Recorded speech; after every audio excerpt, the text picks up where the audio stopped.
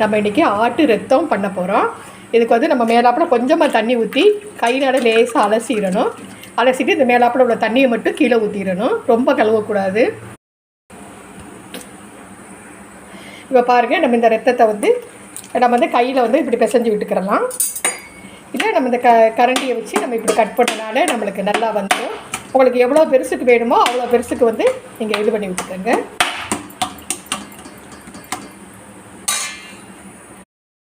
நம்ம வந்து ஒரு ஃபேன் வச்சுக்கிடுவோம் அடுப்பில், அது காயட்டும். நம்ம வந்து இந்த பிளட்டை வந்து நல்லா க்ளீன் பண்ணிட்டோம் பாருங்கள். இப்போது நல்லா க்ளீன் பண்ணி சின்ன சின்னதாக உடச்சி நம்ம வச்சுருக்கோம். உங்களுக்கு எவ்வளோ பெருசு வேணுமோ அவ்வளோ பெருசுக்கு நீங்கள் வந்து க்ளீன் பண்ணி இதை வச்சுக்கோங்க. இப்போ அது ஆயில் போட்டுக்குவோம்.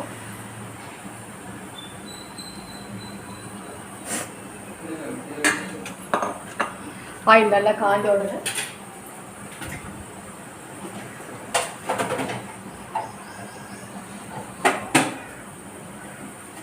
இதில் கொஞ்சம் சோம்பு போட்டுக்கிடுவோம்.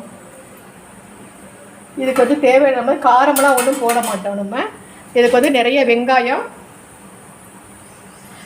பச்சை மிளகாய், கருவேப்பிலை, அவ்வளோதான். அதில் சோம்பு வந்து கொஞ்சம் நல்லா வெடிச்சுக்கிட்டும். இதில் பாருங்கள், நல்லா நிறைய பச்சை மிளகாயும் வெங்காயமும் நம்ம கட் பண்ணி வச்சுருக்கோம். அதெல்லாம் இதில் போட்டுருவோம்.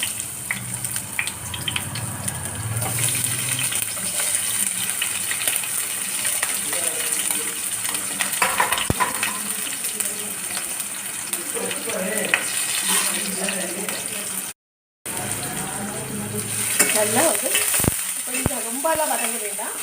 வெங்காயம் லேசாக வதங்கினா போதும். இந்த பச்சை மிளகாய் வந்து பச்சை வாசனை போனால் போதும்.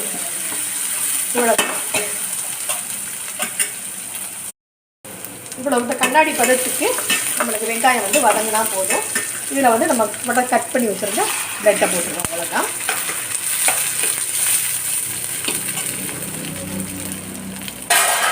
இதை வந்து நம்ம சுருளில் வேக வைக்கிறது தான். இது வந்து இந்த தண்ணி வத்திருச்சுனாலே வந்து நல்லா வெந்துடும். எவ்வளோ பெருசு வேணுமோ அவ்வளோ பெருசு நீங்கள் கட் பண்ணிக்கலாம். சீக்கிரம் டக்குன்னு வந்து கீழே பிடிச்சிரும். இதுக்கு தேவையான அளவுக்கு உப்பு போட்டுருவோம். அவ்வளோதான். இது சிம்மில் வச்சு கொஞ்சம் நேரம் நல்லா வேக விடுவோம். இது நல்லா சுருண்டு வரும். சுருண்டு நல்ல டார்க் கலரில் வந்துடும். இந்த பிரெட் கலரே போயிட்டு அதோட நல்லா அவ்வளோதான் நல்லா வேகட்டும்.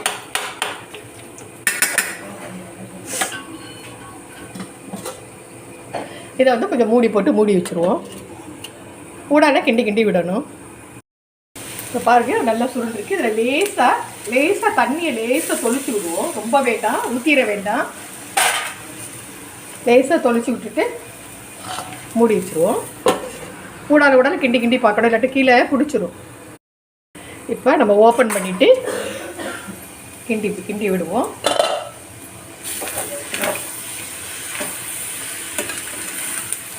ஒரே மாதிரி கிட்டிடுதுன்னா சூப்பராக நல்லா வெந்துடும்.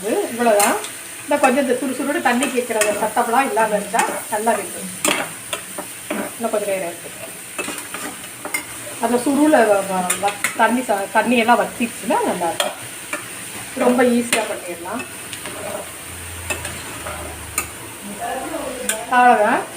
இது கொஞ்சம் நேரம் நல்லா கிண்டி விட்டுகிட்டே இருக்கணும். கொஞ்சம் திறந்து லேசாக கிண்டி விட்டுகிட்டே இருக்கும். அப்போ தான் வேகும்.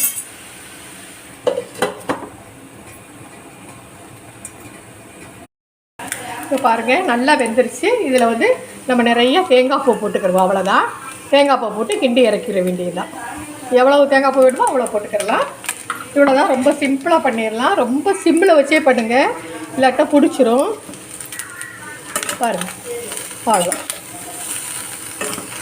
நல்லா வந்து இப்போது நல்லா கிண்டியாச்சு. எல்லாம் ஒன்றா சேர்த்து கிண்டி இது பண்ண வேண்டியது. இவ்வளோதான் ஃபினிஷ். பாருங்கள், அவ்வளோதான். நல்லா தேங்காய் பூ போட்டு நல்லா கிண்டுன்னு இறக்கிற வேண்டியதுதான்.